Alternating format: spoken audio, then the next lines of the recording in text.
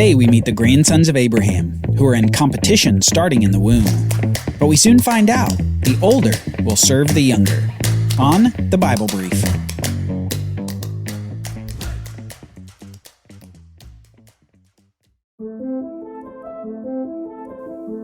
God is the main character of the Bible story. From the very beginning, we see God create everything. And from the first sin, we see him express a plan to make things right again. As humanity expands upon the earth after the flood, we begin to see God's narrowing choice of how he's going to fix the world that has gone astray. From Noah's 3 sons, Shem was chosen. And from among all the Shemites, Abraham was chosen.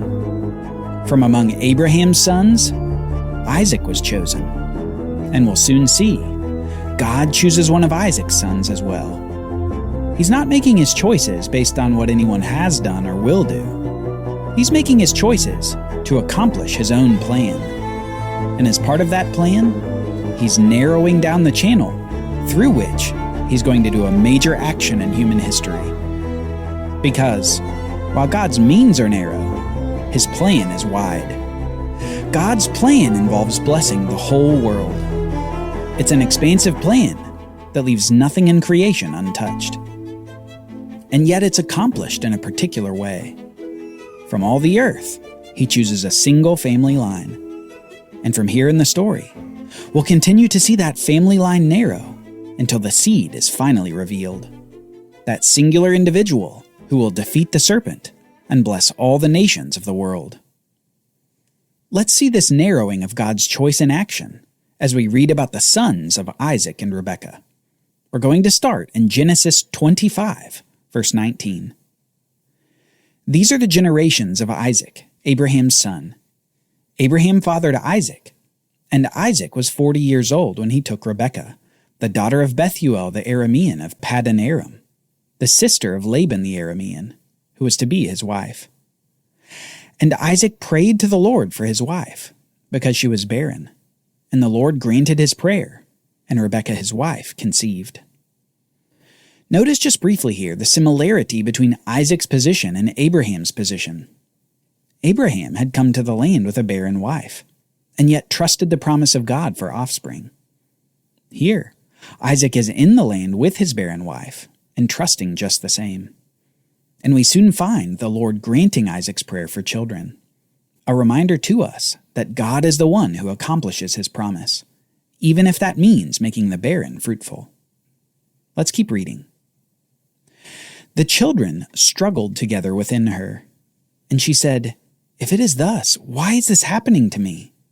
So Rebekah went to inquire of the Lord, and the Lord said to her, "2 nations are in your womb, and 2 peoples from within you shall be divided. The one shall be stronger than the other.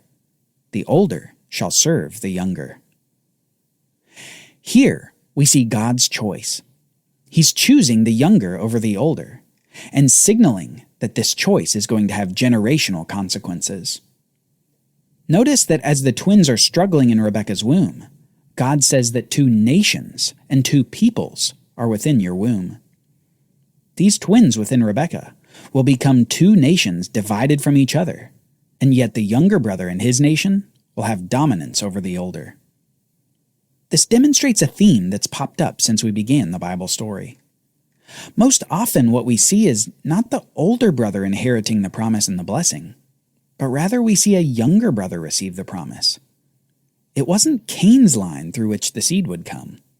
It was his younger brother Seth. It wasn't Ishmael that would continue the promises to Abraham. It was his younger brother Isaac. And here we see that it's not the older brother, but the younger brother who will be dominant. God's choices are often unexpected compared to what man might choose.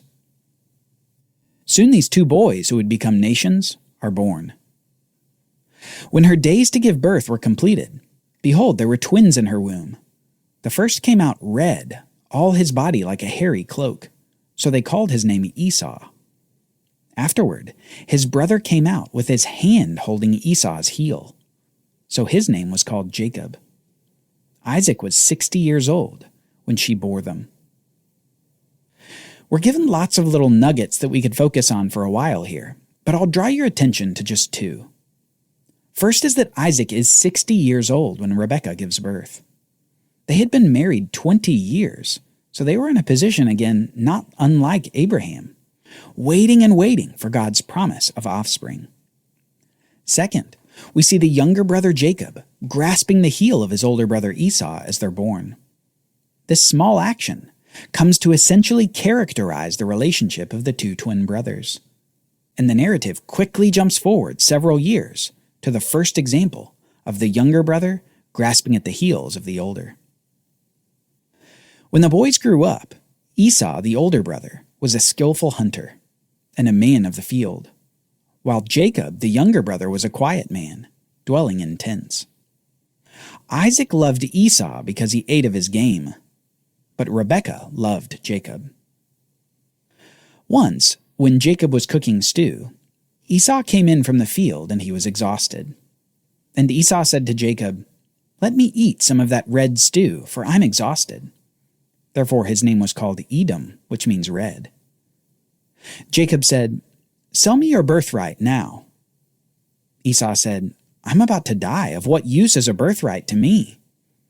Jacob said, "Swear to me now."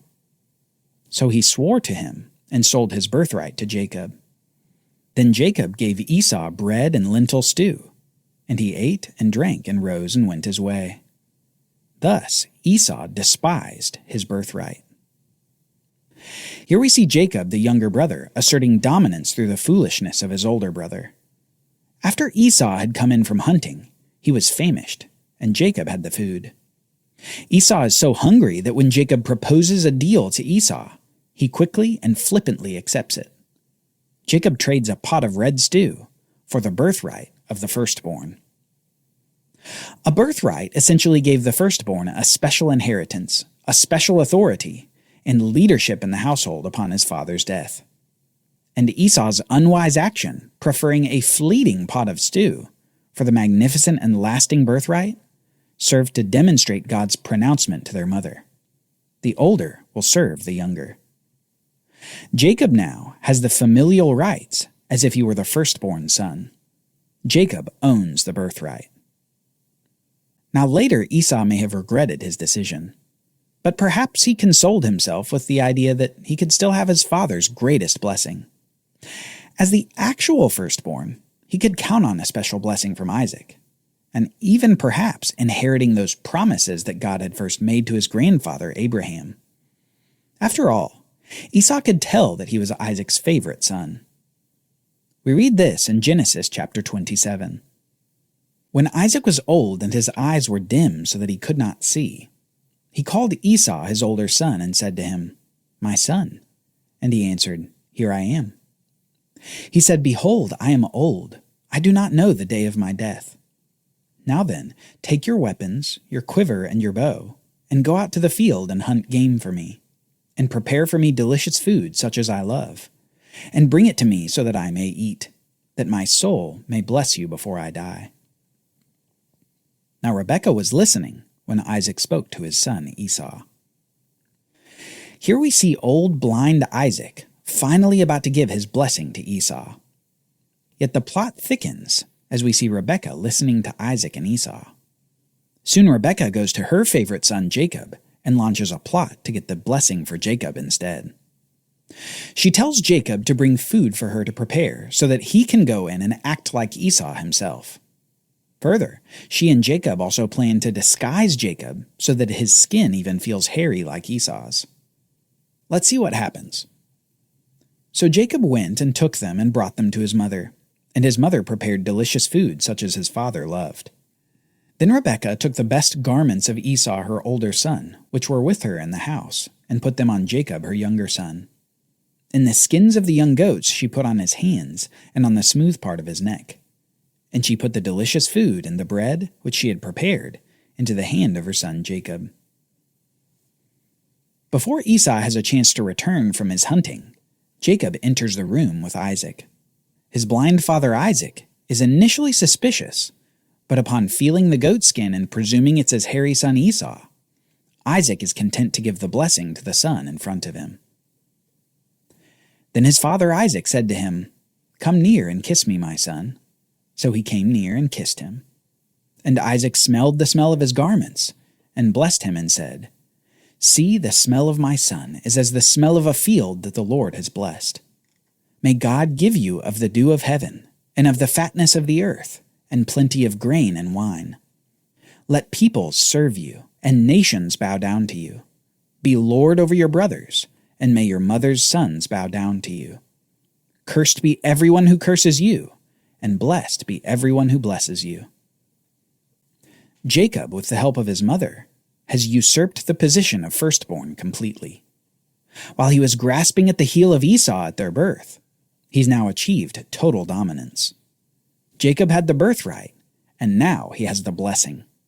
Isaac said he would be lord over his brothers, with people serving him and nations bowing down to him.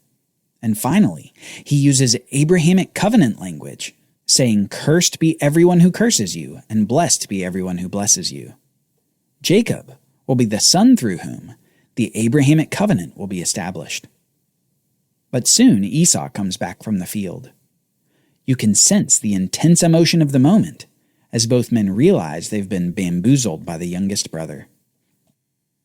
As soon as Isaac had finished blessing Jacob, when Jacob had scarcely gone out from the presence of Isaac his father, Esau his brother came in from his hunting. He also prepared delicious food and brought it to his father. And he said to his father, "Let my father arise and eat of his son's game, that you may bless me." His father Isaac said to him, "Who are you?" He answered, "I am your son, your firstborn, Esau." Then Isaac trembled violently and said, "Who was it then that hunted game and brought it to me? And I ate it before you came, and I have blessed him. Yes, and he shall be blessed."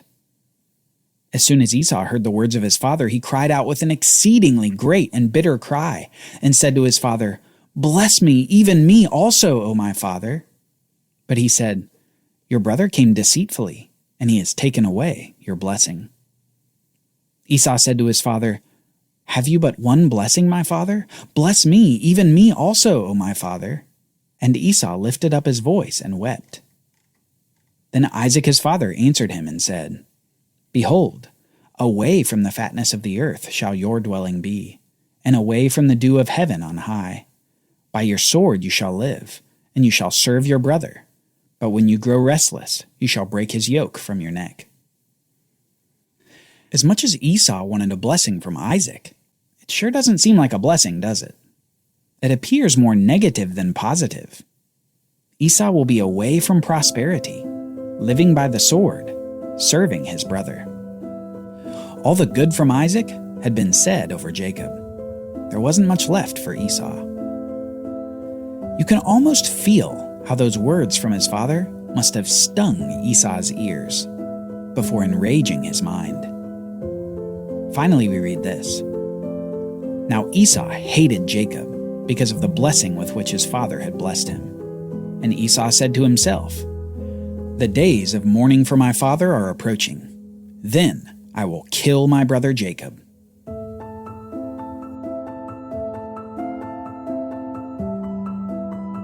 Join us next time as we see Esau's rage cause Jacob to flee the land of Canaan. He may have gained the birthright and the blessing, but those don't mean much if you're dead.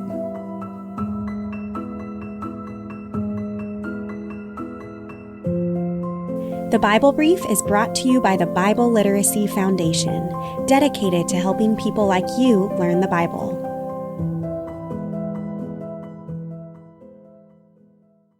Copyright Bible Literacy Foundation 2023.